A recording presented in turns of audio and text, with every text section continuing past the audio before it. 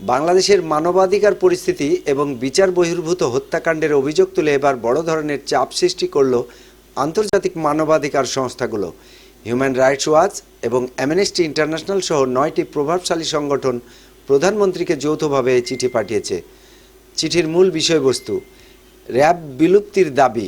সংস্থাগুলোর মতে এই বাহিনীটির বিরুদ্ধে ওঠা গুম ও নির্যাতনের অভিযোগের সুরাহা করতে হলে একে সম্পূর্ণ বিলুপ্ত করা প্রয়োজন।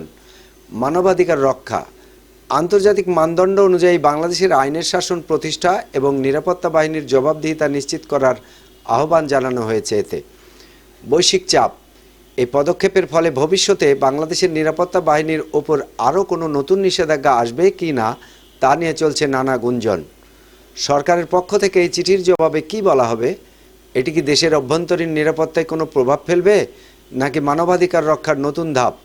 আপনার মতে র্যাব বিলুপ্তির এই দাবি কি যৌক্তিক নাকি এটি দেশের আইন শৃঙ্খলা রক্ষায় নেতিবাচক প্রভাব ফেলবে? আপনার সুচিন্তিত মতামত কমেন্টে জানান এবং আপডেটটি বন্ধুদের জানাতে শেয়ার করুন।